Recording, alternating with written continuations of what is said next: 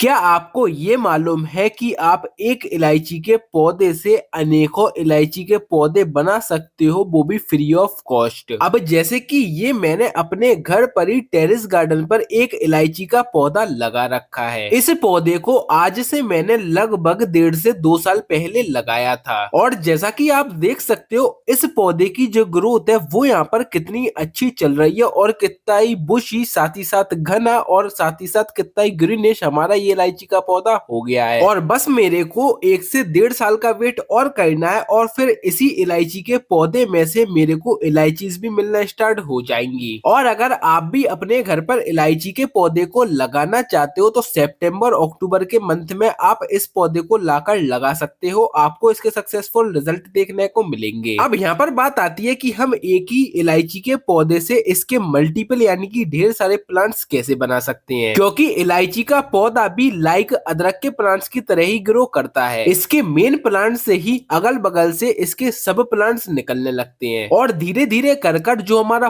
Pot होता है ये पूरी तरीके से इलायची के पौधों से भर जाता है। जैसे कि यहाँ पर मेरा ये वाला पॉट भर चुका है। तो अगर आपको भी इलायची के एक ही पौधे से इसके ढेर सारे पौधे बनाना है तो आपको खुरपी लेना है और खुरपी लेने के बाद जो हमारे पॉट की साइड में को इसके पौधे लगे हों उन्हें आपको बड़े ही आराम से खुरपी की मदद से निकाल लेना है। जिस तरीके से यहाँ पर मैंने इन इलायची के पौधों को निकाल लिया है और फिर पौधों को निकालने के बाद उतनी जगह पर स्पेस भी हो चुका होगा, क्योंकि जब हमने इन पौधों को निकाला तो उतने एरिया की मिट्टी भी साथ बाहर आ चुकी है। तो आपको वापस से इसे पॉटिंग सॉइल से फिल नहीं करना है। अगर ज्यादा स्पेस खाली हो चुका है तो फिर आप इसे पॉटिंग सॉइल से फिल करेंगे, अदरवाइज आपको या तो कंपोस्ट या फिर वर्मी कंपोस्ट को ऐड कर देना है, क्योंकि आपको हर 40 से 45 दिनों के गैप में अपने इलायची के पौधों में वर्मी कंपोस्ट को या किसी भी ऑर्गेनिक फर्टिलाइजर को ऐड करते रहना है, जिससे आपके इलायची के पौधों को भरपूर मात्रा में न्यूट्रिएंट्स मिल पाए। इसके बाद जो हमने इलायची के पौधों को निकाला है इन्हें आपको हाल अलग से सॉइल में लगा देना है, जिससे ये जो पौधे हो ट्रांसप्लांट शॉक से बच जाएं। और अगर हम इलायची के पौधों को ग्रो करने के लिए सॉइल मीडिया की बात करें उसमें आपको 50% गार्डन की मिट्टी, 30% गोबर की खाद और 20% कोकोपीट को लेना है। इन तीनों इंग्रेडिएंट्स को अच्छी तरीके से मिक्स करने के बाद पॉट में कर लोगे फिल और फिर आपको इलायची के पौधों को लगाने के बाद हल्के इनकी अच्छी तरीके से आपको कर देना है वाटरिंग। बाकी अगर आप इलायची के पौधों की फ्रूटिंग देखना चाहते हो तो हमारे चैनल को सब्सक्राइब कर लो फ्यूचर वीडियोस के लिए।